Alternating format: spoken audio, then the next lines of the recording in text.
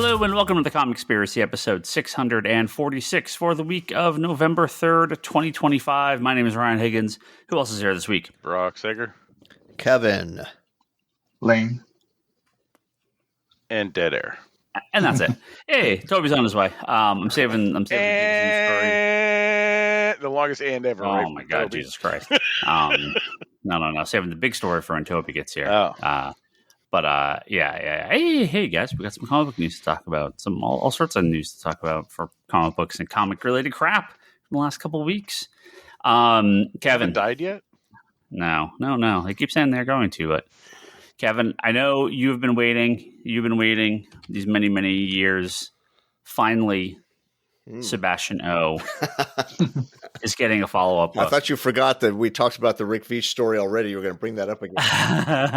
Is this Sebastian P? Grant Morrison slowly returning to comic books is great news. And so far, the two books they're doing is Batman Deadpool and a sequel to Sebastian O. A sequel. 3-issue mini from early days of Vertigo that it's not bad. I don't remember it at all. I mean, I read it 30 years ago, and yeah, I was think it's like an Oscar Wilde story, right? Yeah. I don't remember much about it at all. So it's been so long since I've even thought about that book. So you and the buying public. Yeah. So that'll be interesting. Let's see if this actually happens. With the news last week or a couple weeks ago of all the returning Vertigo titles. Yeah, a Sebastian O follow-up. I will. Well, you know what? List. What it has accomplished is I will dig out my issues and reread it because I have no memory of this book. They ever reprint it? I don't think it ever got a trade. Wasn't it? What was the? Oh no, that wasn't Sebastian O. Never mind. There was the double feature collection. Kill Your Boyfriend. You know that the two he did with Philip Bond, Kill Your Boyfriend, and I can't think of the other one has a long title that I'm just blanking on. Yeah, they put that in like a little book, right? Yeah, because they're both super short. Yeah, but Sebastian O with 3 issues, would you release that as a trade? I mean, a one-off $6.99. Yeah, right. Top cover, and then put a trade out of both volumes together when it comes out. Is it only 3 issues again? I don't know. There's no info on this. Morrison just put in the newsletter like, yeah, hey, I'm getting back in the comics. I think we're gonna do a sequel to Sebastian O. It's like the most random, completely out of nowhere. Hey, it's gonna stop. It's definitely gonna tie in with All Star Superman 2. Oh God, no! That I wouldn't say no, especially if my friend Quietly was coming back. I'd be a little concerned, but no. This time it's Jim Lee. Well, they're one swapping artists. The one that he's threatened. Let's see. The one he wanted to do was Sea Guy Volume 3. Oh, I literally have the Sea Guy wiki up right now. Oh, are you serious? Oh, okay. Because I've been like, is Cameron Stewart still like there's a persona? There was non grata in comics? That's what killed it because I think they co-own Sea Guy. Right. I don't know if anything. I guess I haven't seen Cameron Stewart's name in anything for a long time. I have no idea what he's doing. I have no idea, like if he'd be welcome back. I don't know, but yeah, there has not been. But Sea Guy is the book that I want to see continued. So, I guess maybe that could be. Maybe you didn't get someone else to do it. No, the one I was going to say that he's threatened is that he has apparently written Arkham Asylum 2, which as one of my, and I know it's not everybody's cup of tea, I get that, but one of my very favorite graphic novels of all time. Oh, amazing. Yeah. I just don't know if I want a sequel to that. It's kind of like you watch an incredible season of a TV series and then they announce they're coming back for season 2. You're like, Well, what would you do? I mean, it would be it would just be its own kind of like little one-off. Yeah. Well, what if it's not a sequel? Modern day, yeah. I don't know what you would do. What if it's before Arkham Asylum? Would they have? I don't know. But the original has the prequel already baked into the story. Yeah. I don't know where else you go with it. Absolute Arkham. Arkham. Oh, jeez. I think they should just do Salvation Run 2. Just give Morrison the keys to that. Let's go. Yeah. No. I think we've literally confused the fuck out of the listeners. Look, I'm down. Sebastian, what the? Yeah. These are all like Morrison's had some big runs on comics, and then a bunch of oddball little side books that nobody read, right. Like Sebastian O and Sea Guy, and Kid Eternity. Oh, I love Kid Eternity. I love Kid Eternity and Marvel Boy. Marvel Boy. Well, Marvel Boy's incredible. Yeah. Marvel Boy's fucking incredible, and I refuse to acknowledge any appearance of that character after the Grant Morrison mini.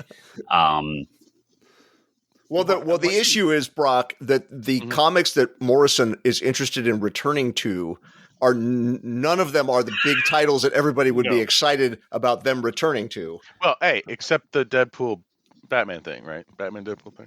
What do you mean? That's accept? what everyone's excited for that.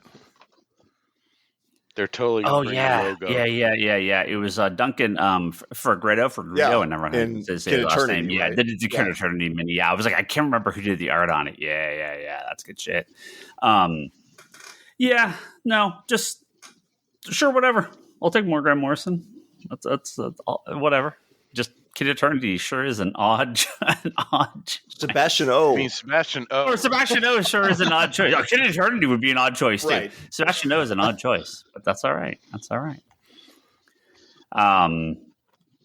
Speaking of odd choices, 6 issues into the mega popular rebooted Godzilla comic coming up, they're going to kill him. I don't, look, it's Godzilla. All right. I can't imagine he's going to stay dead for too long. But in Godzilla number 6, the new series from IDW, they are going to kill Godzilla. And the reason, sure it'll be all right. Now, the reason I actually bring this up is because of one variant cover they're doing. They got Dan Jurgens to come in to do a Superman 75 homage cover, the Death of Superman, with the cape and everything in front of him. So there's going to be a Superman 75 cover for Godzilla number 6. That's really cool. But yeah, it's a little strange. I saw this, I was like, okay, sure, yeah, kill Godzilla for a couple issues. That'll be fun. But yeah. So are we going to get like different Godzillas? It's going to be, there's going to be Cyborg Godzilla. Yeah, the Kid Godzilla. Yeah. You mean Godzuki? Yeah. Is Godzuki still in continuity? Yeah. The Godzilla comics. What would the Eradicator version of Godzilla be? Yeah, it'd be like, huh? Mecha Godzilla. Yeah, it would be like Cyborg. No, Mecha Godzilla would be Cyborg. Yeah. Cyborg. It'd be like Monster Zero or something like that. Like just what are the alien Godzillas? One of the alien monsters. These Godzilla books from IDW have been incredibly popular. I Wait a minute. See where they're going with Hear this. me out. $1 million idea here. What if they do an IDW Marvel crossover and you have Godzilla and Jeff the Land Shark? Prince money. You Prince money. Right? Do it. They're already doing Godzilla versus the Marvel Universe. They could do Godzilla versus Marvel Rivals next. Godzilla's fighting cities, so what did he hit Kansas City last? In the he's been fighting cities. Look, nothing against Kansas City, right? Wait, was it Kansas City? Yeah, it was Godzilla versus Kansas City. It's but it's under the title of Godzilla versus America. Yeah, they've had these Godzilla versus America comic books, and it's like Godzilla versus Los Angeles, Godzilla versus Boston, Godzilla versus Kansas City. It's like an odd choice. It's a already Kansas City's a big city. There, people. Kansas City's a big city, sure, but it's just like I feel like they missed a couple cities first. Didn't they do like Houston? I don't know. They did another. I can't remember what the other city they did. Yeah, I don't know. That's all right. Hey, Kansas City's gonna get some love too. One of the other. See what he did to St. Louis. You should see what he did to St. Louis. Whoa.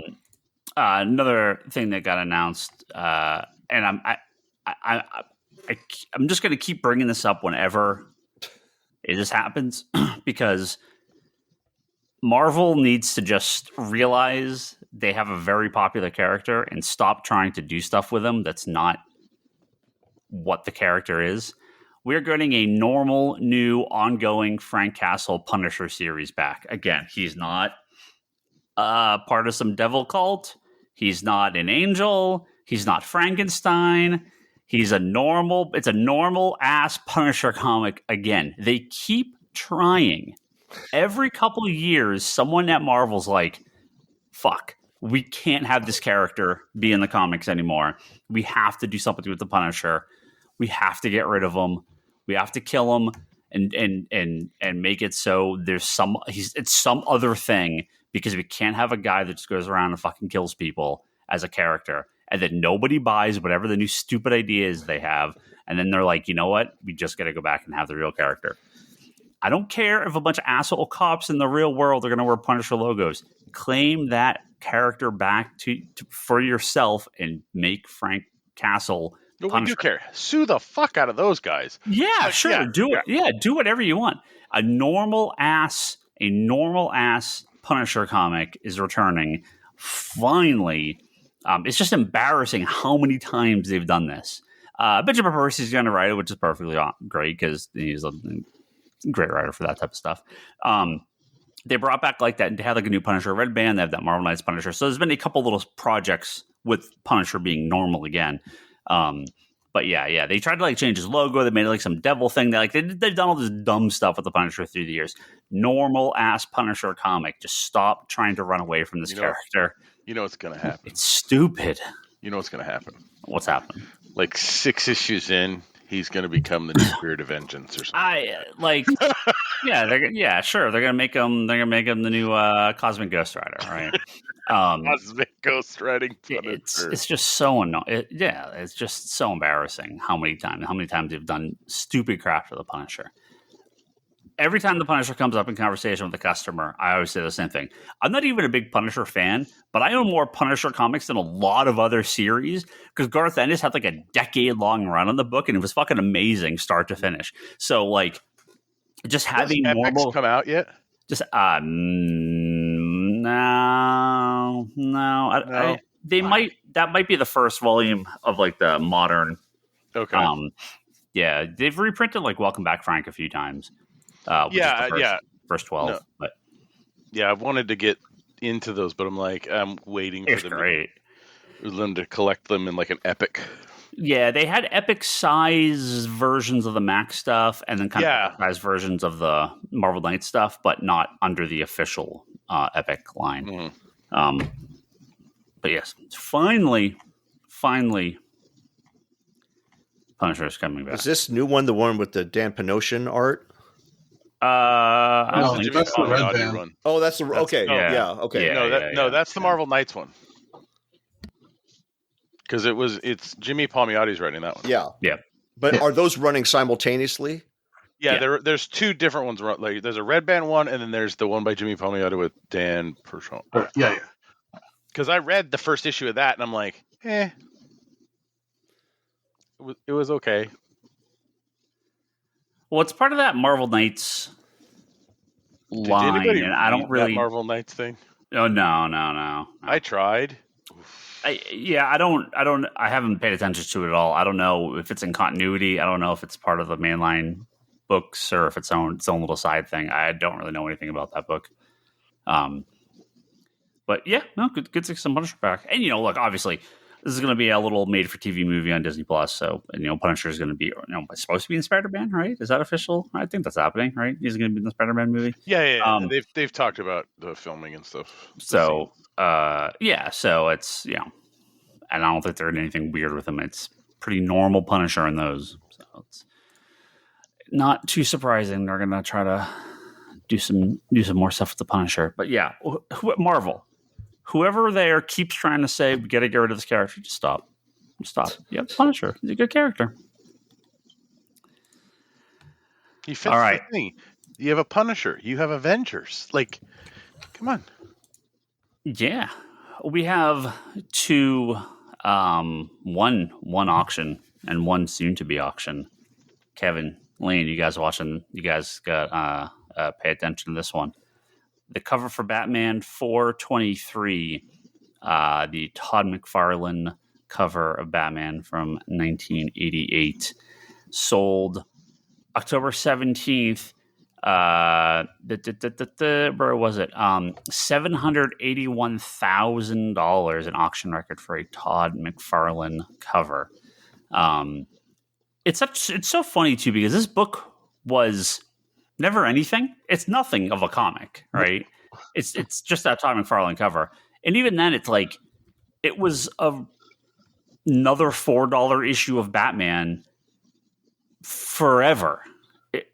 It was like only in the last maybe decade that book like shot way up in price. I never quite understood. I mean, it's a cool cover, but like, I guess just this is the only cover he did. It's the only cover McFarlane did for Batman, right? So I guess that's why. I don't think he did another cover because he was only there for. He wasn't at DC for very long. Detective, not Batman. Yeah, year 2. Yeah. Oh, that's right. Yeah, he did do those. So maybe this was his. Was this his first? Was year 2? No, year 2 would have been prior to. When did year 2 get published? And those covers are kind of. I don't want to say they're not bad. They're just a little. They're not like this. No. The best year 2 cover is that Alan Davis one where he's holding the gun. The gun. Yeah. Well, either way, it's an insane price for this. Yes, this is big. It has become a very big book, and now it has become the highest paid ever for a Todd McFarlane cover. So, has Spider-Man 1 gone up for sale, or Amazing 300? Have those hit the market in the last 20 years? I can't say I've ever seen them. Those haven't hit the market in the recent times we're living in of craziness. Yeah. But I don't know about 20 years, maybe sooner than 20 years, but not like in the last 5 years. Yeah. Well, it's also possible. It just hasn't hit public market. Like they could be trading private hands behind the scenes. Yeah. We don't know that. Because I'm trying to think like what Spawn 1, Amazing, any of the Venom covers, but especially Amazing 300, Spider-Man 1. Those would be the ones that would probably beat this? Oh, for sure. I don't know. Yeah. No. I wonder what Spawn 1 would sell for. The cover? Spawn 9 was a big one for a while. The cover? Yeah, First Angela. Yeah. But I mean, but I think you're getting close to $1 million for that cover. Like with Spawn number when it was 1, popular before the rights got settled, I think it was a lot hotter. I don't know. I don't think there'd be too many McFarlane pieces that would. I mean, if they went to market today, there'd be a couple, obviously, that would break this. But because this, like you were saying, this issue has no significance at all. It's just a cool Batman. It could be a pinup from the back of some other issue. But it has weirdly become like a post-crisis major key issue is just because of the cover. So it is. There's no first appearance in it. There's nothing. The story's nothing special. It's fine. It's just. It's an odd book that people have sort of. Just another one of those that's been homaged a lot. Yeah. But if that's not a lot, if that's not rich enough for you, it's very possible that we are going to have the highest price ever paid for a comic book very soon. Because a November 20th up for auction is going to go the highest graded copy of Superman number 1 in CGC's registry. It is a 9.0. An 8.0 sold for $5.3 million in a private sale in 2022. Heritage Auction sold a 7.0 copy for $2.3 million in 2024. This was pulled out of an attic in San Francisco. Man. Don't you wish that was your attic? I didn't get the call to look at these comics. Right, okay. Yeah. I was reading up on this. The family, the mother had these comics, had this little stack of comics. It was that and a couple other early issues of Superman from the time of publication, and they were just sitting in a box that had just, again, the perfectly pristine, as good as a copy as you're gonna find for a book that's coming in 100 years old. So yeah, there is the sky's the limit with this. Yeah. I mean, look, it's not Action Comics #1, but no one has found a copy of Action 1 anywhere near this shape. Nor will you again. It's not like you're going to, a 9.5 is going to turn up a few years from now. This is it. This is the ceiling. So one thing, I had never heard of this, and it appears to be something fairly recent that people have kind of figured out. There is apparently multiple printings of Superman #1. So this is on the ICV2 page. There was the original print of Superman #1 was 500,000. There was a second and third print at 25,000. Oh, sorry, 500,000, 250,000, and 150,000 for the third print. But only a few hundred copies remain. Obviously, there's not many copies out there. What was the original publication year of Action 1? Action 1 was Superman 1. I think Superman 1 was 38. Action 1 is 38. Superman 1 was 39. Okay. Yeah, Superman 1 was 39.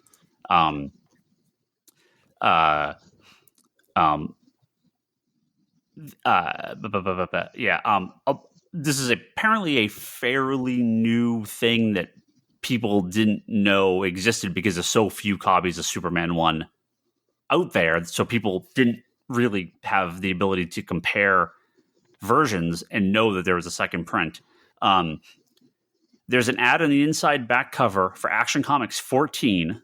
In the first printing, it says on sale June 2nd. The second and third printing say on sale now.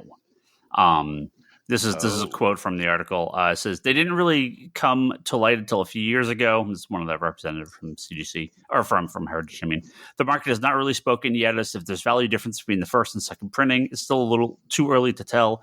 Still, it being a first printing does make it special in the collector's eyes. Yeah, I would think so.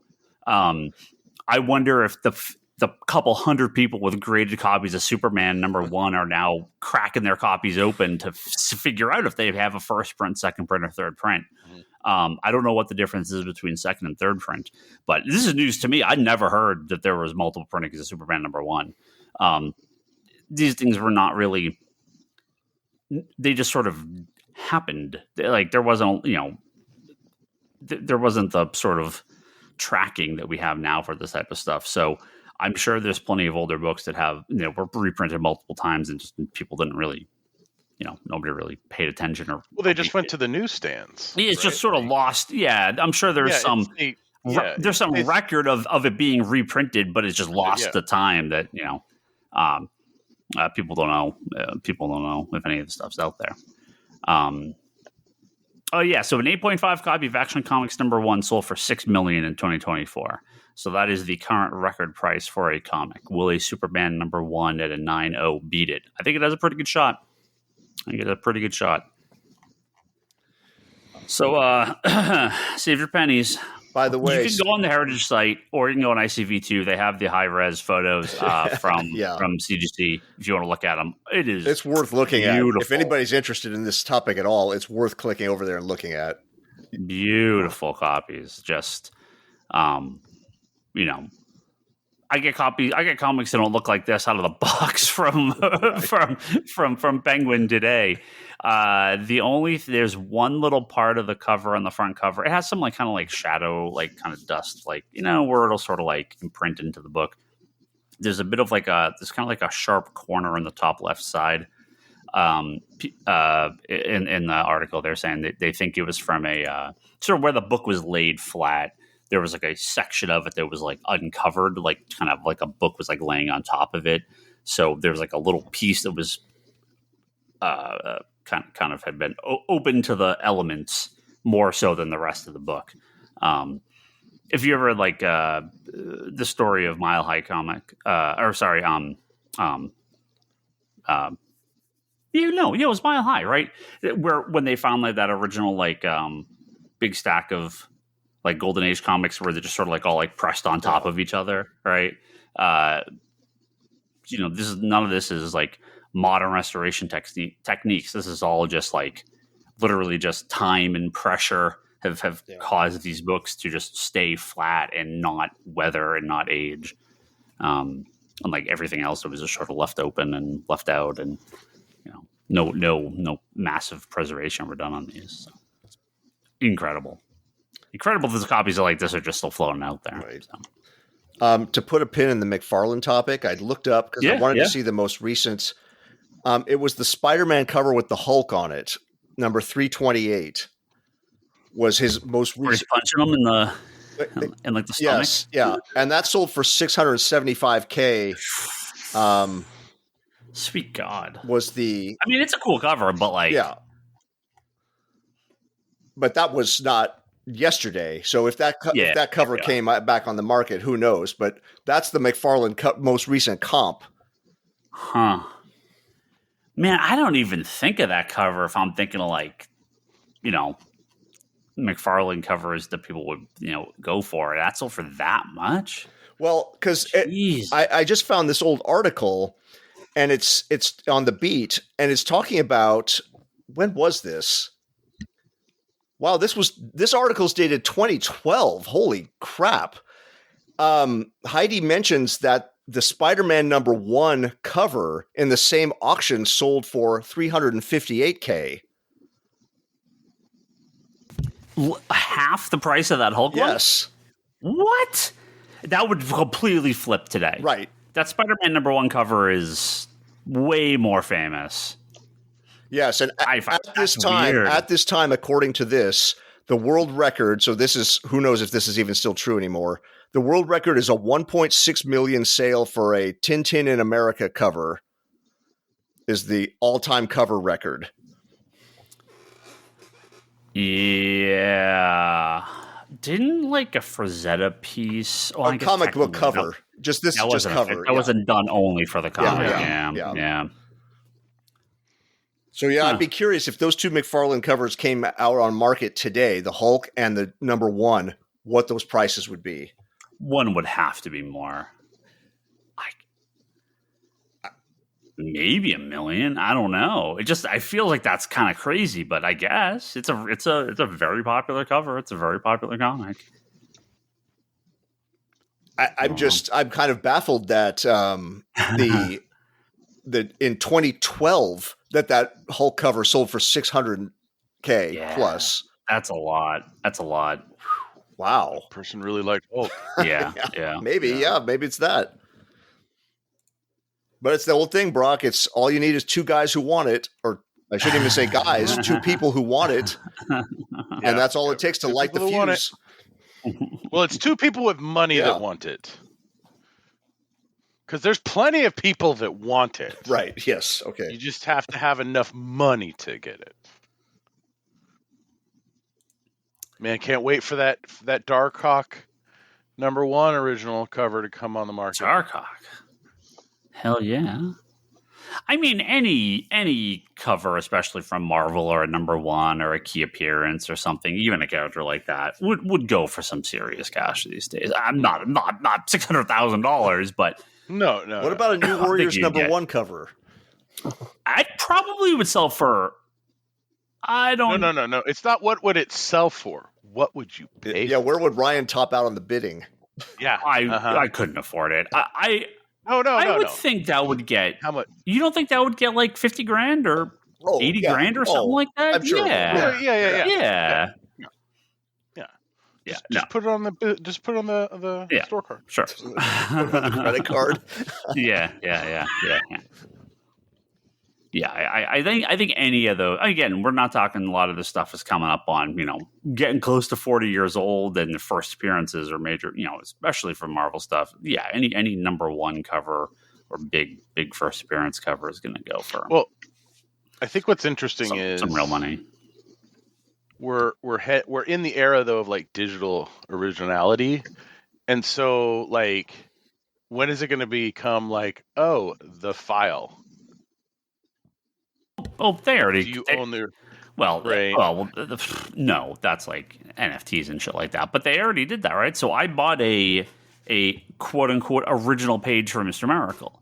Right there, it was all done digitally, but he sold one of one, like artist proof, Duclay's, Mitch Garrett's, and now it is considered the like it's probably a tenth of the price of what the art would have been if it was really done. Yeah, but that is as close to a original art for that. So we've seen that, but yeah, I don't like. No, you're not going to get NFTs. Were your choice, were your chance, and that didn't happen. So it's like, there is just no ownership of digital art, and from to like a reseller point. Now, this actually brings up an interesting conversation because I still cannot call the thing by its name without it sounding ridiculous. But Neo Ichiban, which is that horribly named new digital comic service made by the former Comixology guys. This is one of the parts of their app and service where they've been trying this for a while, where it's digital comics and normal subscriptions and all that stuff, but there's also digital remarks and sketch art and all these, like, and you can resell your digital comics. There's like this other part of it in the back that I'm like, I don't think anybody fucking wants this, but like, I guess, but what are people paying for a digital remark? I mean, it is original art. It's digital. People do pay for that. I get it, but like, is there a market? I own remark number 6. Yeah, is there a big market for that? I mean, maybe if they sent you like a printout, like a high res, I have a really quick question. High quality printout signed by the artist, maybe? Yep. No. Hold on. I really need to know, is it a physical or digital certificate of authenticity? Yeah, well, no, it's nothing, right? I mean, and that's what I'm saying. It's so, yeah. What's the market for digital remarks, digital sketches? Again, there is, sure, of course. People pay for digital art all the time. But specifically this, where it is a digital comic marketplace, and you're paying an artist to do the sketch, an original sketch on your digital copy. It is a weird. I don't know that there's a market for that. At least not for any value that would make it worthwhile for the artist, because they still have to actually draw this thing. It's no less work for them, but are you paying for that? Well, I think what you're asking more is just the collectability, because the artist can still make a piece. It's just like a commission, and the person can still want any art, but it's how do you confirm it's a one-of-one, right? Like, how do you know that you have the only copy is the big thing. Yeah. Because, like you said, it could just be, oh, it's a commission of my favorite character. Cool. Or, that guy wants to use a character for his D&D session, whatever. But it's when you try to resell it, you can claim it's a one-of-one. That's when you run into issues. Well, yeah, I'm looking on the Neon Ichiban site here. Let me see if they got something on here. We got remarks. Let me see if I can. Oh no, you're linking me to a YouTube video. I'm not going to watch that. Do you not have? Because I know, like, a couple of years ago, Joel. These are all YouTube videos. I'm not watching any of these. Thank you, website. Why don't you have text telling me the price? No? Okay. Well, sorry. I'm not going to look at this. A couple of years ago, Joelle Jones joined one of these groups. Like, it's a digital thing where she was supposed to be working on the page. I don't know what's happened to that, but she was working on the pages for the Lady Killer 2 or 3, I guess. And she had shown some pages, but on that site, they were offering digital illustrations or digital commissions. Yeah. And yeah, that was kind of the same thing where like, I don't know if anybody actually, I've been trying to find out, but I don't know if anybody actually took her up on those offers because I've never seen any come through. And I'm kind of curious because, yeah, I don't know. Like, it was confusing on whether they were actually going to be digital pieces of art or were they going to be physical and sent to you. It was kind of vague on the description. Yeah, I'm fine if it's digitally done, printed, signed, and sent to you, and it's an original piece of art. Like that's totally fine. But yeah, a digital drawing that sits in an app. Well, but I guess the issue then would be little value. If they made it, sent you a copy, said, "Hey, here's your copy that you paid for," and then started selling them as convention prints, though. Well, yeah, that's different. Yeah, that's different. Yeah. Yeah, that wouldn't probably go over too well. Hey, we got some more comic news though. Comic media news. Eventually, Toby will roll in. I could talk with him about the biggest story of the week. You're not even going to tease the biggest story for people who are hanging on. No, we'll get there. Now, I think we all could have seen this coming, but it is good to have official announcement. We'll see where it ends up. Robert Kirkman doesn't take on G.I. Joe and Transformers without the idea of turning the Energon Universe into a multimedia juggernaut, and that is exactly what's happening. The Energon Universe adult animated series based on the comics from Hasbro and Skybound will be hitting the marketplace. There's going to be an adult animated series. I don't think we're expecting something quite as dark as Invincible, but there's going to be an Energon Universe animated series with both Void Rivals, Transformers, G.I. Joe, and everything else that was part of that. I almost wondered if they were going to take over the G.I. Joe and Transformer movie lines. Maybe they're not quite ready for that yet, but testing the waters. Well, yeah, if we get some real high quality Transformer and G.I. Joe animated series from Robert Kirkman, that's fucking great. I am not really I'm not really a G.I. Joe guy. I like Transformers, but the animated series past the original have all kind of I've checked them out occasionally and I'm really into them. And they've had some that are a little more kiddie, so it's not really anything. I'm not really interested in those. This I will 100% watch. Now I'm way far back in the comics. I read the first couple of Transformers and G.I. Joe, but I love the idea of them taking these worlds and really doing something high quality. And now that him and Dan Moore, Kirkman and Moore are doing it, I really want to catch up on the mainline Transformer book. And I've never been a big G.I. Joe guy, but I love the idea of these things kind of coexisting. The movies have just been Michael Bay fine to mediocre. I'll defend the first one forever, and I kind of like the third one, but the rest have just not been good, and I just stopped watching them. So I'm much more interested in a high budget animated series. So yeah, I'd like to see it come back as hand animated as opposed to Transformers has mostly been CG animated recently. Yeah, I would expect this would be more in line with something like Invincible, where it's all computer done, but at least it is not CG looking animation. It's not like Clone Wars. It's not it would be hopefully it would be 2D animation. So I'm hoping it's not just Void Rivals because I didn't really like Void Rivals after a while. No, I think it would be all of it. I think it would be Energon Universe. I think it's going to be all three in one. I don't think it's going to be two different series or three different series or something. I would expect it would be. Yeah, I just hope they stay away from Void Rivals. Kind of it's its own little made up lore, and it's has nothing to do with the two universes, and it just meanders a lot. Again, I read the first maybe 6 issues and went, "Oh, this is interesting," but I don't. I just didn't stick with it. So same here. Yeah.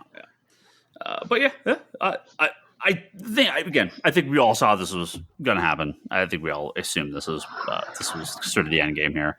But it's exciting. We haven't had a good obviously we have stuff from Marvel and DC, but we haven't had a ton of kind of like big moves from comics to media. I feel like that sort of died off. Scott Snyder's Witches is supposed to happen, but that's been kind of stuck in development hell. Like that, nothing. We haven't heard anything about that. So there's Void Rivals, or sorry, Energon Universe, and Something is Killing the Children. So James Tynion and Werther Dell'Edera teamed with Blumhouse, and they are going to do a series of, I believe it's animated, right? Didn't they say it was going to the at least whatever this first Something is Killing the Children series is going to be.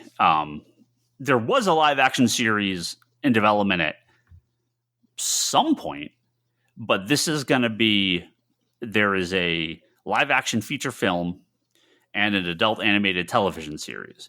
So Tynion's are going to actually kind of run the animated series, which is getting great. I love that we're getting a bunch of these like sort of adult aimed animated series. It's, we've seen this market kind of really grow up and lean into what's made anime so popular, right? We do have a lot of kind of more adult focused animation. And obviously, there's been a history of that through the years. We've sort of got away from that, I feel, in recent time, but there's a lot more of it now. I think Invincible, I feel like that maybe people kind of wake up and be like, oh yeah, that's right. We can make, like, a lot of adults will watch this stuff too. They're watching anime. They'll watch Invincible as well. Cartoons can have blood. Yeah, they used to. They go back and forth. I mean, the Saturday morning cartoon is dead, right? There is animated stuff. But the way all the animation stuff comes is distributed out to viewers now is just totally different. So there's a lot of like little, like really young kid animation, but the kind of like older adult animation, things like the later Cartoon Network stuff, everything like Space Ghost, Coast to Coast, like you have The Simpsons and Futurama, and American Dad. Like you have that. I'm not talking the main. I'm not talking like the network. No, I'm not talking that. I mean like the kind of more adult action. Remember when they had like the Spawn cartoon, right? Things like that on HBO. Like, there was more of this. Aeon Flux, right? Like we used to get more of this. It was American made or Western made. So I like. Just did the Predator one, right? I haven't seen it now. No, I know it's out, but yeah.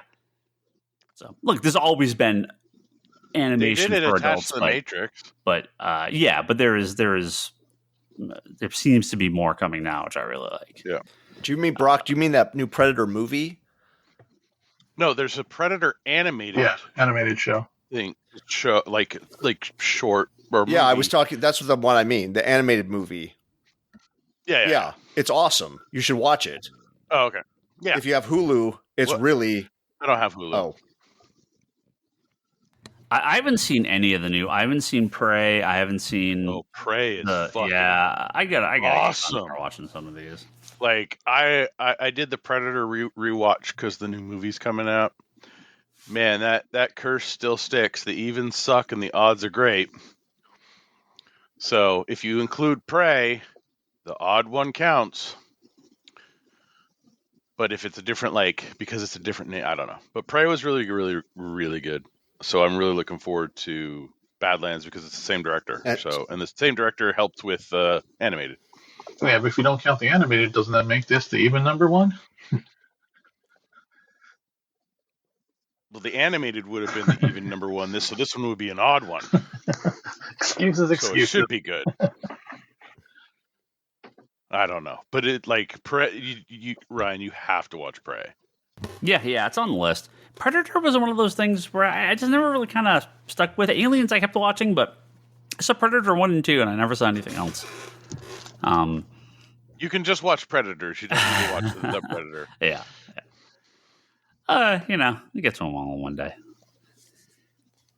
I mean, you can. They're only 2 hours long. Sure. Marathon if you really want to. Yeah, it's not like 11 seasons of Stargate or Kamen Rider or Secret Invasion. Lane, it's funny you mentioned that. We'll get to that in a few minutes. I'm waiting for Toby. He's not gonna come. He'll show up after we end. Yeah, that's all right. Well, I have one more story. No, this is the actual big story, not the big story I was teasing. This is the actual big story. Good news. Warner Brothers has declined a purchase offer from Skydance Media and Paramount to purchase Warner Brothers. Unfortunately, Netflix is now making an offer, or starting to work on making an offer. Netflix. So we're going to get Netflix Max. Could be buying Warner Brothers. Terrifying thought process, or terrifying thought. Would Max Netflix be better? I think that would be a splitting it up case, because Netflix doesn't want all of that stuff. Netflix just wants the Warner Brothers movies. And you don't think they want Discovery and all that bullshit to just put on their service? I don't think so. So this was the deal, right? Warner and Discovery merged, and then there was reports a few months ago that Warner and Discovery were going to split apart. Discovery was going to get all the shit and probably eat all the losses and just fucking fold. And Warner Brothers would come out and be like, yeah, we're Warner Brothers. We're the people that make Harry Potter and Lord of the Rings and DC Comics. And now they're like, what if instead we just sold to Paramount or Netflix and we just sold everything instead of merging, or instead of unmerging? Why don't we just sell everything instead and we can walk away? No. Oh my God. The thought of Netflix owning Warner Brothers makes me retch. Yes. That's terrible. You should root for it's hard for me to utter the words, you should root for David Ellison, but you should root for Paramount over Netflix. Yeah, I don't want either. No, but I'm saying if you're choosing between those two options, and the only way the Warner Brothers board turns down the Paramount offer is if there's another buyer lurking in the weeds. And it may not even be Netflix. There may be somebody else even beyond that. Yeah. It's Amazon. Well, Apple was brought up a few times. Amazon has MGM. I don't know that Amazon wants Warner Brothers. I mean, maybe they do, but Amazon. They already have the Lord of the Rings stuff. But they're doing their stuff. Yeah, but they got their weirdo problems. I don't know what the hell Amazon's doing. Like, why did they closed a lot of that stuff down. They're Amazon original stuff. Well, they had some like MMO they were working on. Like, they closed a bunch of their game division. Like, why the fuck is Amazon trying to make movies and TV shows? Like, what, like, and video games? Like, what are you doing? Like, I have a feeling that stuff's not going to last with Amazon. Apple feels kind of the same way too. It's like, why are you getting involved in content creation? I just don't get it.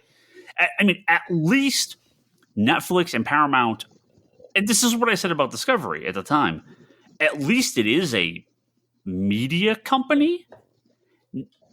I don't like any of them, but at least they are media companies. If it was Apple or Amazon, those aren't media companies. Oh, you know who's going to buy it? So Google. Again, why? Why would they do it? Right? Like, I mean, because they're just going to tack it on YouTube. Just a fucking shitloads of money. So yeah, but like YouTube Max. I don't. Maybe that's why they like Apple and Amazon are interested, because they know they suck at doing media.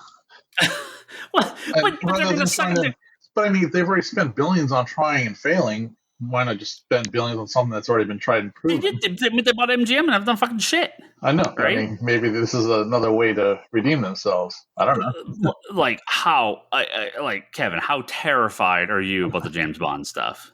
Just don't even bring it up. Yeah, like. Do we have a new Bond? Not yet. But it's coming. I don't even know if I would say terrified, because it's does anybody even care anymore? Yeah. It'd be like me getting terrified that they're recasting Vin Diesel in Triple X. right? Or Jason Bourne. That's a good one. Yeah. Who would you recast as Triple X? Jason Bourne? James Bond is going to be this thing that is not James Bond anymore. So you just close a chapter on much like the Rings of Power. That's kind of how I would imagine Amazon's take. But maybe it's amazing, right? Yeah. Who knows? Yeah, sure. Yeah, it's possible. It's just possible. Season. Anything's possible. I wouldn't want them to merge with Paramount. I definitely wouldn't want them to merge with Netflix. The other options are terrifying too. So Warner Discovery is. How did Warner Discovery become like the least bad of all these possibilities? If anybody who is interested in watching movies theatrically should be rooting against Netflix getting this. Yeah. Oh, I mean, that's really scary. If you remove Warner Brothers' theatrical output from theaters, it is generally them and Disney represent the vast majority of movies hitting theaters, like successful movies hitting theaters. So, I don't know that the AMC and Cinemark and all that could. If every DC movie and every Harry Potter movie, whatever they do coming up, and all this stuff is Netflix only, that spells doom for probably pretty much every movie. You didn't know how good we had it 10 years ago. Yeah, in everything. Well, I don't just mean movies. Well, I mean, I suppose it is possible that they would say Warner Brothers is going to be our traditional legacy theatrical arm. Yes. And so because the thing is, Netflix has to put stuff in theaters to get award recognition. Yeah, but it can be a limited run. It can be a that's maybe what they're going for, right? Maybe they're going to try and do more limited runs, more expensive, so that because let's face it, viewership in movies is down, right? Like box office numbers are not, busting accolades every weekend. No. It's mostly terrible. But that's COVID era. Everything turned to streaming. Streaming took over everything, and so everyone's like, "Well, why would I go back to the theater?" Right? And I'm in this camp. I only go for the biggest stuff and the stuff I really want to see. Right? Like I'm not going to see a random movie in the theater, but I was kind of already on that path anyway. I feel like a lot of people have moved in that direction, regardless of quality. It is partially, this is that, I don't go, so movie theaters have to raise their prices. They hire less people. The service is worse. So then when I do go, the theater sucks, the service sucks, so then I don't want to go. So it just kind of feeds into itself. So I go for kind of specialty stuff and some of the big movies, and that's just all they make here. Maybe the Netflix thing, like you said, though, could be in a weird way a good thing, because maybe if you look at Netflix, they could, like you said, keep Warner Brothers being the theatrical division, putting movies out in theater, and then Netflix is now the library division, where they have the library of data, all the movies you can still watch. Because on the positive side, if they are in charge of both, I don't think Netflix looks at the movies as, they have to reach $100 million or $1 billion to make success anymore, because they get both cuts on both theatrical and the online. So maybe you get more movies in theaters that don't have to be these $1 billion hits. Like you can get more in the moderate movies.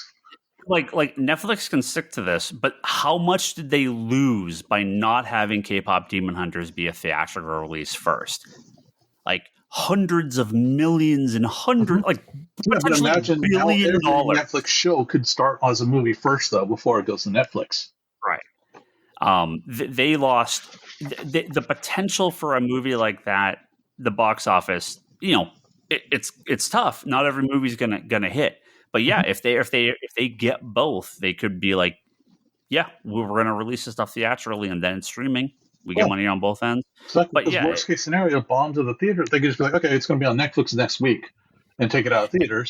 And every time I see some movie, it's like, yes, this movie with a 26% on Rotten Tomatoes that bombed in theaters is now the number one movie on Netflix, right? How often do you see that, right? It happens all the time. So because people are willing to watch garbage for quote unquote free on their television, exactly. Right? They're not going to go to the theater for it. But when you have something like a K-pop Demon Hunters, you could make $1 billion in the theater, and then it plays forever on your streaming service. This is sort of what streaming was supposed to be, right? And it somehow turned into this fragmented marketplace and a bunch of exclusives that shouldn't have been on there in the first place. And I want to add that K-pop Demon Hunter though was Sony's own fault. They didn't believe in it, therefore they sold it to Netflix. They could have easily put that in the theaters if they wanted to. They just chose. Then whoever the decision makers were over there, they were like, yeah, this is not going to be any good, therefore we're just going to sell it to Netflix. That's actually what happened there. Movies aside, Ryan, it would be kind of odd to log into Netflix and go to the HBO tile on the home screen to be able to find. Well, you used to.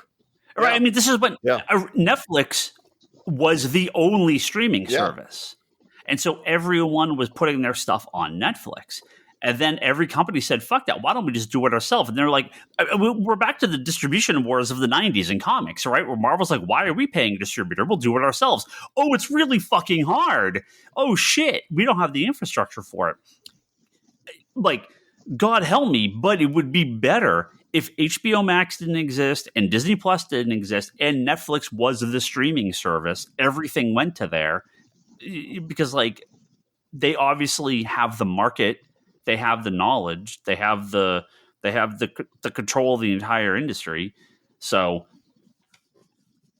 keep Disney and Warner Brothers and all this stuff releasing theatrical movies, traditional, linear TV, for whatever that's left of, and then Netflix will draw in more viewers. Random Netflix shit gets more viewers than like the big stuff does on Disney and Max because it has the user base. So, this fight's going to be going for to the end of media because the companies obviously want to control all the output. About corporate greed and control. Yeah, I don't know. Toby? Stranger Things season 5, baby. Is that the story? God, no. Oh, hell yeah! Is that still happening? Those kids 40 now? It's the biggest thing on Netflix, and then I'm out. Yeah, that's why they've been waiting for so long. They're holding off. Yeah, they got a couple extra years out of me because they haven't finished it. No, it's was it November 26th? It's coming out, and then like a half, and then another half. And aren't they going to do like a movie or something? Aren't they putting something in the theaters for Stranger Things? The finale. Okay. Yeah, and each episode is almost 2 hours long. I can't wait. This is going to be phenomenal. I'm so Ryan, what is on a 1 to 10 scale? What is your? I honestly don't know the answer to this, so I'm not trolling. What is your enthusiasm for Stranger Things? 0. He hates it. Oh, okay. Yeah, he stopped watching. I thought that was Wednesday. I thought that was Wednesday. Oh, Wednesday is also awful. Oh, no, right? Okay. Everything Netflix. No, I watched the first thing of Stranger Things and went, that was fine. And then I got, did we finish the second season? No, I started it. Sucks. Yeah, I think we got like maybe a couple episodes in the season 2, and I'm like, nah, you know what? You guys suck together. Terrible. No, thank you. I'm good. It has a David Harbour curse, so. And he got canceled, huh? Did some shit happen with him? Is he finally happening out? right now, right? Yeah. I'm not hearing about David Harbour anymore. Fantastic. Get him out. No, Toby, I'm glad you made it. Because we have to talk about the biggest news story of the week. Which is... Of the year, of the decade, of the century. Not the biggest story, but is the biggest story. Of the century. Oh, Donkey Super Kong. Sentai, as we know it, may come to an end after 50 years. No. What do you mean? Did you not hear about this? That's not possible. That's not possible. So I have become a mega Super Sentai fan. This is Wait, hold the fuck on. There's no way this is coming to an okay. end. Oh, did you really not know the story? Okay, well, No. I will. Well, you're the asshole that doesn't even tell me that fucking City Hunter is coming back in the English print and go, hey man, this came out today. Are you interested? I'm like, that's only the fucking last manga that I've been waiting for to come out in English for like the last 10 years since Raijin Comics went out of print. I will tell you the story. Over the weekend, Did you order it through the hub?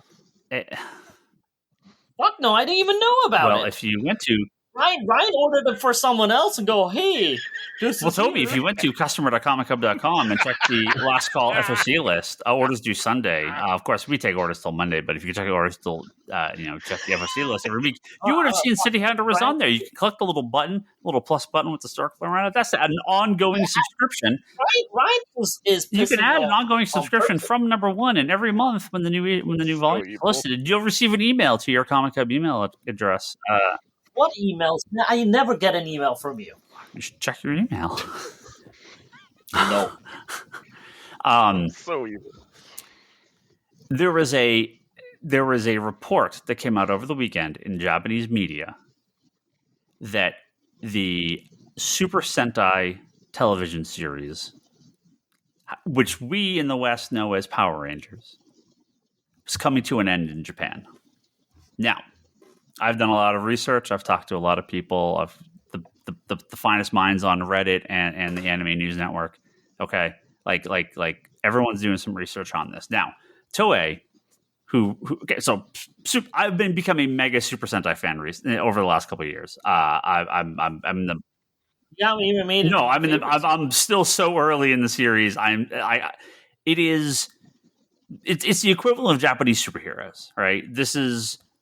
Power Rangers is based on it. They took the fight scenes and the monster scenes from the Japanese show and then dubbed it in English and then had new actors do all the scenes where the people are out of costume. And, they've continued this on for years and years. Hasbro owns the rights to Power Rangers at this point. So when these shows started in the mid-'70s in Japan, it follows along with Ultraman, Kamen Rider, and all their tokusatsu metal heroes, tokusatsu heroes. So there's sort of, Godzilla is in the, Godzilla's not tokusatsu, but this is all the Japanese, kid media, right? Most of these were aimed at children, in the same way that American comic books were, right? So every year was a new series with really no continuity to the previous. They would have crossovers and they would bring characters back, like in like big mega movie events and stuff like that. But imagine if the first series was the Fantastic Four, and then year 2 was the X-Men, and year 3 was the Avengers, and year 4 was the New Mutants. And it was just like it just changes every year. It's a new team, but the tropes are the same. The kind of the lineup of the types of characters are the same. There's usually 5, sometimes 4, sometimes a little bit more. Clad warriors, so they have no mask. They're all masked, so they can have all different people play the action roles, right, and do all the fight scenes and stuff. I early days of Power Rangers, I sort of overlooked this because I was like, I was a little bit too old for Power Rangers when it came out because it was a kid's thing. But of course, Power Rangers, I'll always hear about it, and it was always in the background. And a couple of years ago, talking with a friend, I was just like, man, I should try Super Sentai. I should go back and watch the original series and just because obviously this has gone on. This is Kamen Rider and Ultraman and Metal Heroes and some of the other shows have taken breaks, right? They've gone off the air for a while. Super Sentai has never stopped. I was like, all right, I'm going to go back and watch the original series. I'll watch a few episodes. I watched one episode and I'm like, this is the greatest fucking thing I've ever seen in my entire life. I totally get why people love this. It's so charming. It's so funny. It's just so, I loved everything about it. So I've been going through the series.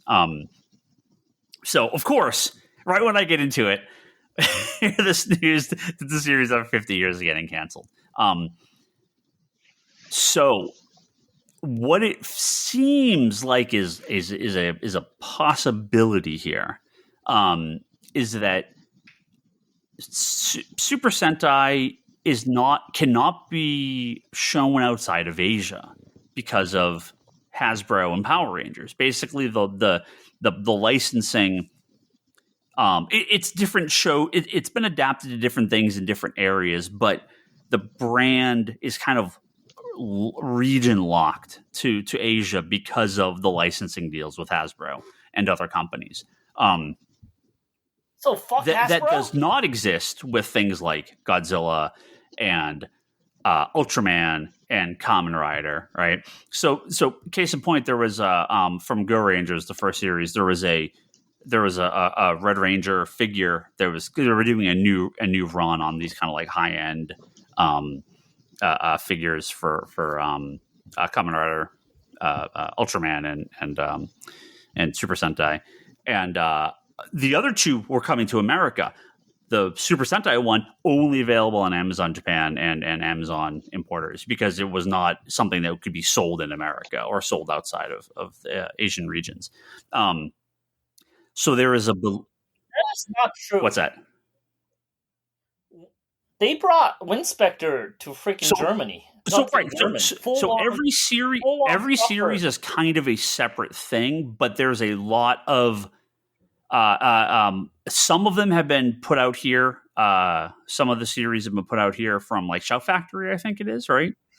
Yeah, well, they were able to get the rights of what was the OG stuff. So that was the original deal. So they were able to do like the Zoo Rangers and like basically all the stuff that the American stuff took stuff and from. do the Japanese releases here. Do the Japanese release here. It was only in DVD and their own streaming service, so that's as far as it went. So then they were able to expand it a little bit because they had a 5-month series, which had nothing to do with the American Power Rangers. So they were able to expand it a little bit, yeah. So but it's not like just because every show was sort of a different title. Kamen Rider is Kamen Rider. There's different names. Ultraman is Ultraman, but every season has a new name. But it's still all the same thing. I think it's just like a weird mix of licensing and Hasbro and Power Rangers. Kind of like it's very complicated to get this stuff outside of Asia. The belief is from certain parts of the fandom that they're going to basically end the Super Sentai name, come back with a new show that is its own unique thing, disconnected from the rights of the Power Rangers and Hasbro, and something that they can market internationally. Because we're seeing, toy sales, Kamen Rider, Ultraman sales internationally are up. Basically cutting themselves off the Hasbro lane. Because Hasbro has basically killed Power Rangers, right? So Power Rangers ran for, just like Super Sentai, ran for decades, taking the show, licensing the show, and adapting it for an American audience, right? And then what happened? They put it on Netflix, and it fucking killed the show. They went from 22, 26 episode seasons yearly to multiple years off, 8 episodes, big budget, just not the same thing anymore. So they basically killed the Power Rangers brand by moving it over to Netflix and taking it off its kind of traditional style and releases. Well, I think, are you talking about the Rangers Forever thing? I think that was just a special thing. I've been looking this up. No, there was let's see if I can get it here. There was what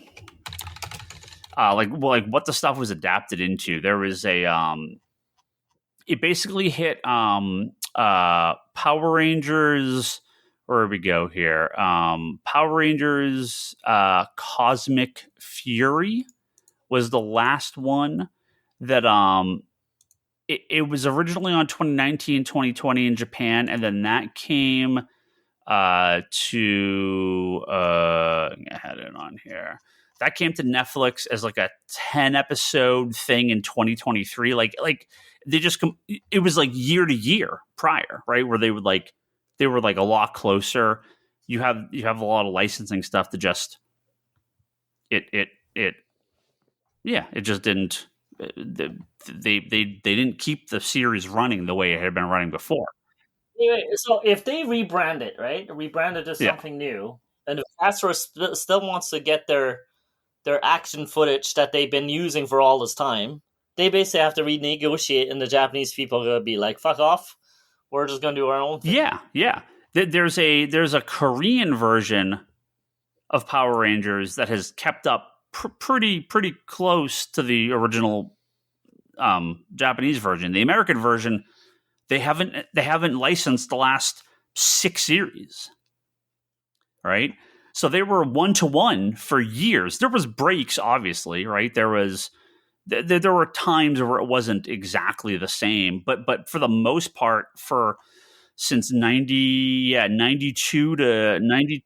Yeah, that still sucks though, man, because there's something about the Super Sentai name. Yeah. Man. It's like there's so much history to it that the fact that they have to end it because of fucking Hasbro. Yeah, so Toei's not really commented. The TV stations haven't really commented. Nothing's like a super official yet, but a very strong theory is that they're basically just doing this to get out from whatever contract they have with Hasbro and can create a new show and market it internationally. There was a breakdown of sales from Kamen Rider and Ultraman and Super Sentai, and one of their other shows, I forget what it's called. And Super Sentai was the lowest, right? Even when we went to Japan, it was like there wasn't a lot of merch. I was like, I figured there'd be like way more Super Sentai stuff. That's like a little bit for the new show, but like Kamen Rider and Ultraman stuff were everywhere because we can get that stuff here. That stuff's available in Asia. That stuff's or in Europe. That's South America. It's only Power Ranger stuff here. It's they've locked themselves out of this entire international market with Super Sentai. So that's weird because when I was a teenager or a kid or a pre-teenager, dude, that was everywhere. Like, you go into a toy store, it's like the first aisle you walk into is all like Power Rangers, like, Super Sentai. What was it? Power Rangers? No, okay. Super Sentai, of course. Definitely not Power Rangers. Yeah, I mean, and again, it was like before they even. Yeah, in Europe. Yeah.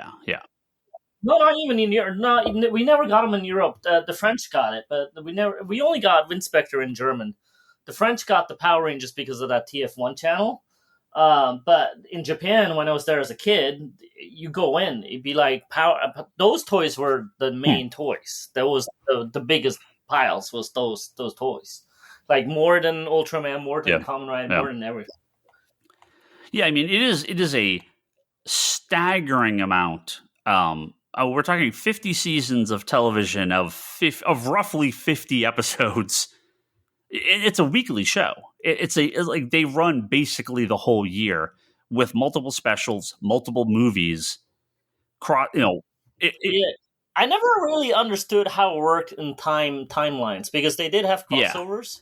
Yeah. But from a show specific, they all kind of start and end on their own. From what I know, at least they're all their own thing. Yeah. The movies are kind of their own thing. The way you have like the Dragon Ball Z movies, were like. Or the Pokemon movies, or like, Justice League versus Sonic the Hedgehog, right? They're like, it doesn't always really work in a spot. It's this kind of standalone, out of continuity. The movies they do sometimes fit in continuity somewhere, but they're usually just like, this is a one-off you can watch. Don't really worry about it, right? What most people, I mean, I think most hardcore fans know that Power Rangers was like Zoo Rangers, but the White Rangers, when he came from another show. They started mixing up the robots with the different shows, and as a guy that knew the original, was like, what the fuck is happening? right? And then VR. Do you remember VR Trooper when that came? That was a different show.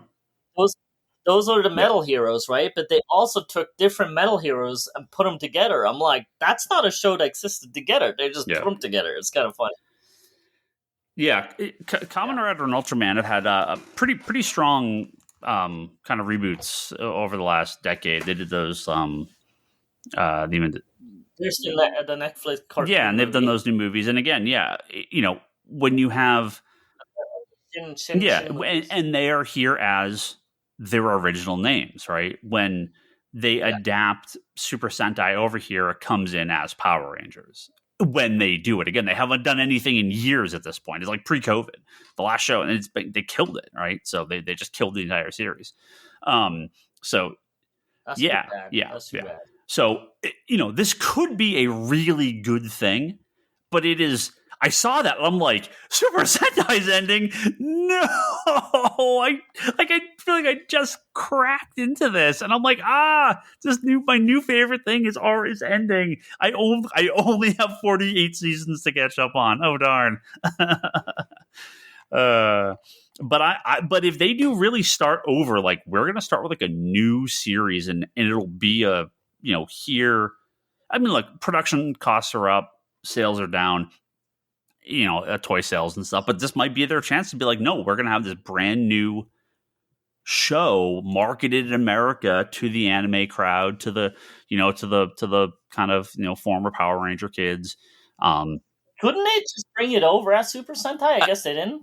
I guess as far only Shout was able to do some of it, but they couldn't. Yeah. I mean, I'm not an expert of the breakdown of contracts between Hasbro and Toei and all that. Even Shout was. I think it's Shout, right? Is it Shout Factory? I think it's Shout Factory. Yeah.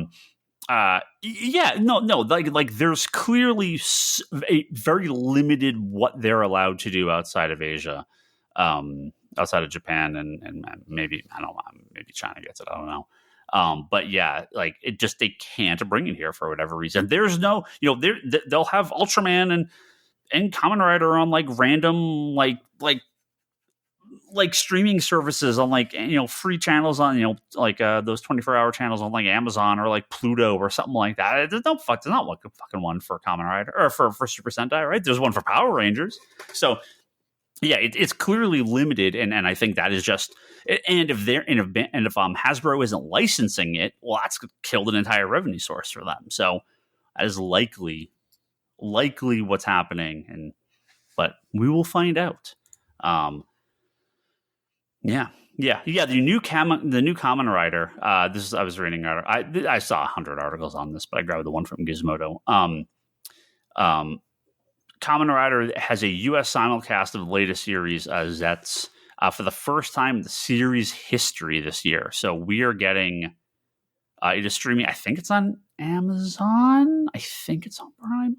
I'm wondering if this is going to be very interesting, where if the Japanese are doing this to get Hasbro out of themselves, and Hasbro continues to Power Rangers on their own. So the Power Rangers, even though started as, stealing Japanese footage, and now they licensed it, but they're stealing, that now they have to exist on their own. So Power Rangers become a full American entity coming forward, going forward. And the Japanese are doing their own thing. So essentially we have it breaking into two things that will be separate entities and they live on their own, which would be kind of weird and interesting to see. But it would make the most sense, right? I mean, I don't know that they would, pull enough from the. And in weird way, they would be competing against each other. But then they could also have like team up movies or something. Really weird. Yeah. I think wasn't there like a web series for the new Power Rangers that they killed? They started and maybe. Killed it already? I just haven't followed enough of the Power Rangers stuff. So I don't really know. Yeah. They apparently there's a Power Rangers reboot that Disney Plus is talking about, but again, no. They should just continue the movie. The one from like. So that was actually okay. Yeah, I really enjoyed I saw it with our friend Jeff. I was like, oh, that was surprisingly good. And then nothing came of it. Yeah, well, I just didn't continue it. Yeah. I would have liked them continuing that one. I thought they did a really good job. All right, so after I finish 50 seasons of Super Sentai and 40 seasons of Kamen Rider and Ultraman, what's next, Toby? I'll get to Metal Heroes. That only went for like 10 or 15 seasons, right? Pretty sad. I thought that was all at the same time, but maybe I'm wrong. It started later and ended earlier. Oh, yeah. Metal Heroes ended a long time ago. Yeah, not too bad. So Metal Heroes actually, like the Winspector part, the police bit, they actually had carryover. So Winspector started it and then went into Soul Brain, and the chief is actually the same chief from the show Winspector, goes over to that show. And then the main character from Winspector actually goes over to that show later, and like as a different, like the same character but with different armor. So you guys all know what Ultraman is, right? Little alien superhero guy that gets big. Kamen fights the giant kaijus and monsters. Kamen Rider is a cool bug looking dude that rides a motorcycle. There's like a million of them though. Super Sentai is their superhero team that forms a giant robot. And then Metal Hero is sort of their like android police. No, they're not police. They quite a few of them have a police theme that don't have to be a police. Just Japanese kid-friendly RoboCop. It's the easiest way to sort of break it down. Probably. But they started as something else, so they had like a samurai guy. Yeah.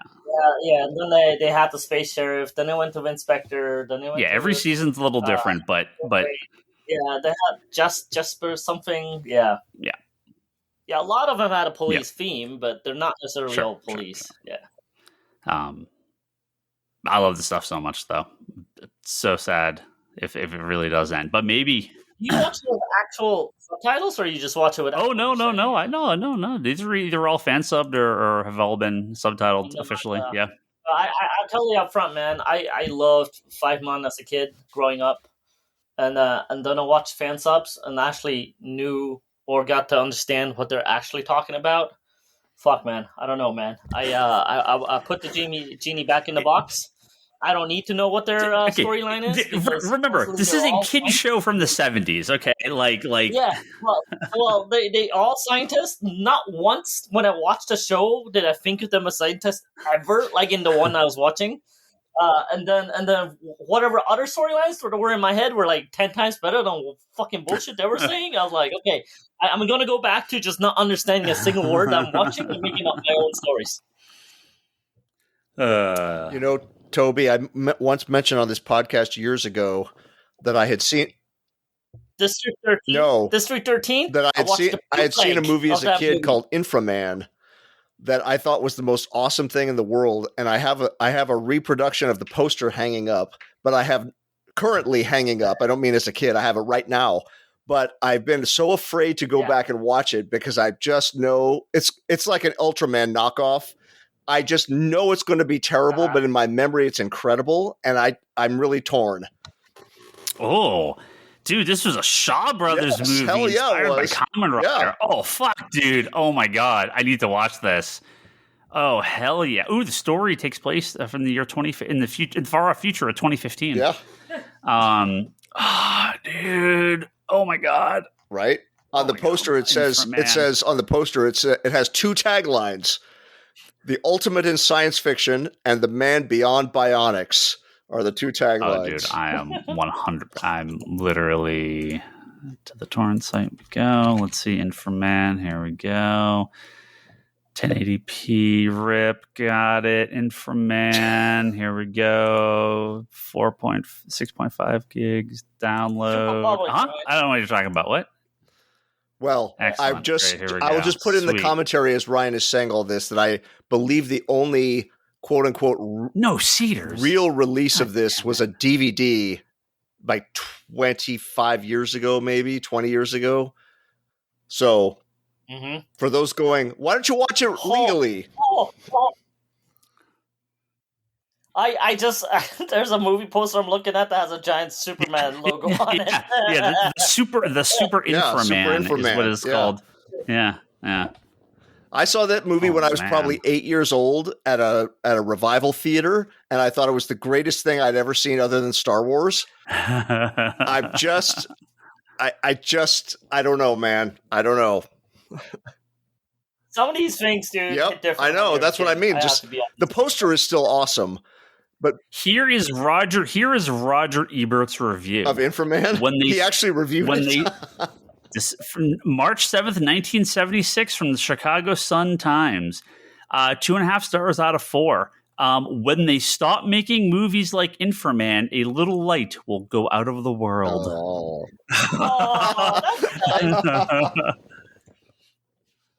Well, it is looks like they're knockoff off of Kamen Rider. And My memory is him doing martial arts fights against the monsters. Yeah. This is every episode of Super Sentai. Yeah. I got 2,500 episodes for you to watch if you like this. Okay, well, okay. Like I liked this at one point in my life. Oh, I legitimately love it. Okay. I want to say when I grew up, there was I had like this like you know the cardboard, like the artboard where you clip your like paper to draw on. And then I had it was themed with a bunch of like basically nerdy shit, like Voltron was on it, like a Superman was on it, and a bunch of other robots and shit, right? And they had a Power Rangers on there that when I looked it up, it was not in the actual Power Rangers. So I actually, or Super Sentai, and I think that might have been either a Chinese or a Taiwanese, like their own version of it. So they I think that there's other ones that exist in the world. Oh, yeah, there was a bunch of different ones. Yeah. No. Well, I know what I'm watching tonight. You're welcome. Dude, Shaw Brothers, come on, man. That's all you had to say. I know. Of all of the Shaw Brothers shit that's been coming out on Blu-ray the last few years, how has there been no Inframan? How? Now, here's a real question. If there would be, would you buy it? I'd have to. I'd have to. Returning to her lair in Inner Earth, she awakens her army of skeleton ghosts. Oh, come on, dude. How is this not the first thing on your watch list? Man, it's great. Oh, I just Inframan and the Science Patrol decide to rescue you, leading the final battle between Inframan and the Demon Princess Elzebub. I just discovered I can rent it on Apple TV for $3.99. Okay, nice. All right, let's do it. All right, the gauntlet has been thrown down. All right. That's your random pick for the week. Oh, well, okay. That's my random pick for the week of a very different version of me. Okay. So when we all come back, the next time we can have a 3-hour Inframan review episode. There we go. Just own it. Now this I'll record commentary for. Okay. All right. Yeah. Hell yeah. At 3 hours, it'll be 4 times the length of the Isn't the movie right? like 80 minutes? Yeah, of course. They're all short as fucking hell. They're gets in and out as fast as possible. I believe we're fully into Geekbox territory here, aren't we? 3-hour movies. What are you talking about? Yeah. All right. Oh, speaking of Geekbox, are we doing the whole Donkey Kong chat? Toby texted me before the podcast, shocked to learn that Donkey Kong is actually Donkey Kong Jr. and Cranky Kong is the original Donkey Kong. His world has been shattered. Yes. Well, I still can't make sense of Pauline unless Jumpman is not actual Mario. No, he just had a girlfriend. He just had a girlfriend before.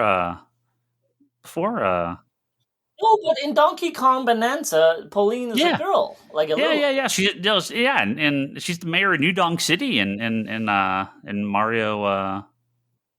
Yes, but then in the old Donkey Kong game, isn't she the one that she's gets the one that Mario rescues? Yeah. Yeah. He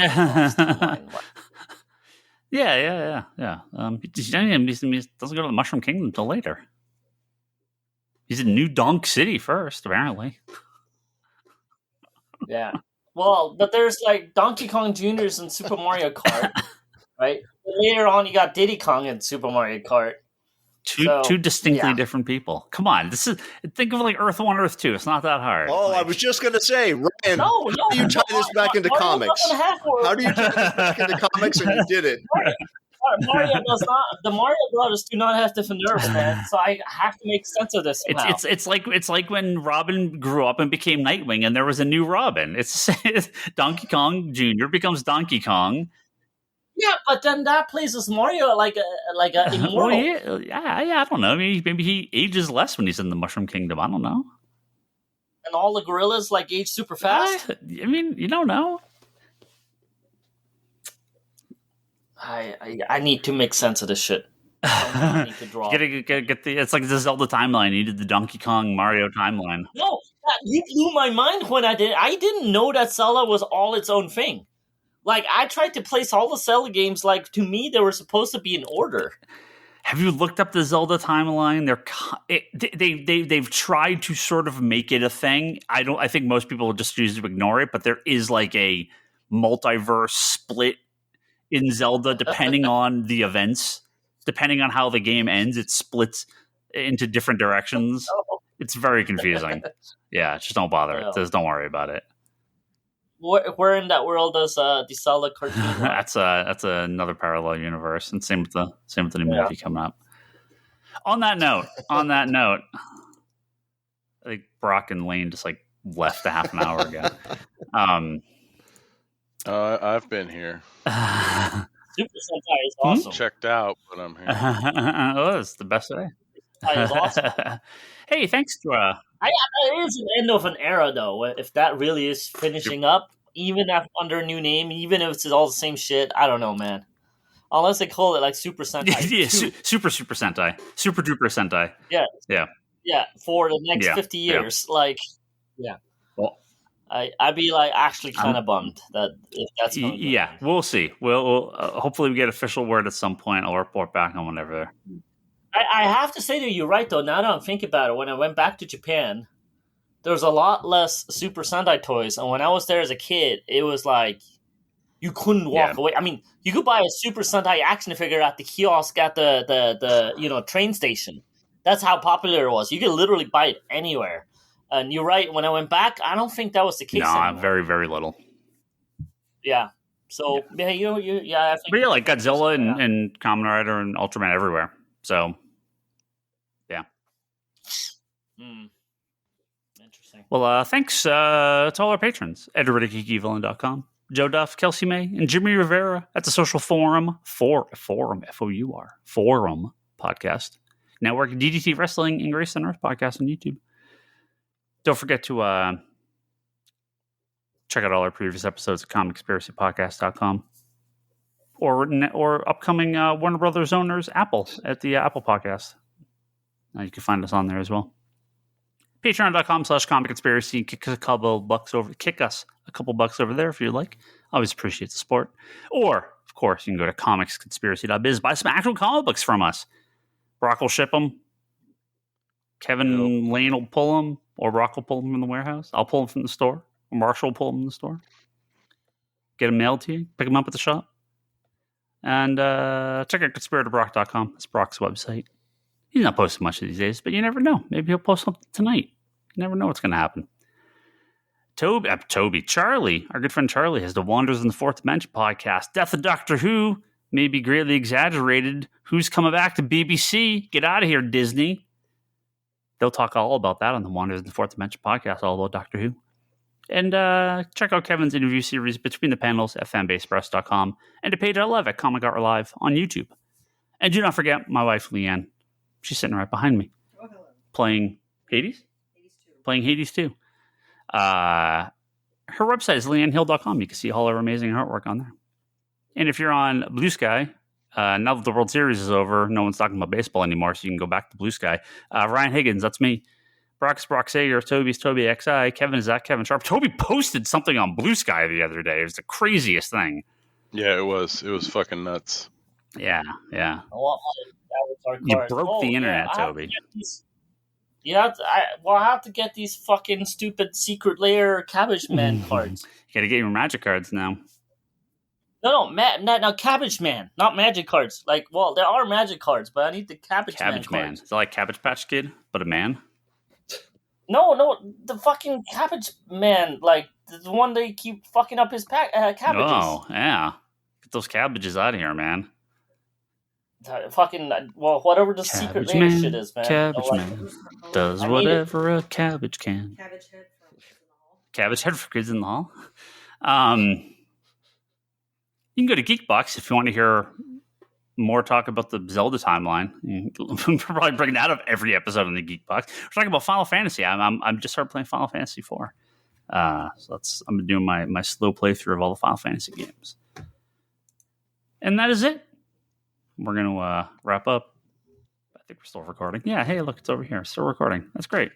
We'll see you guys next week. Goodbye.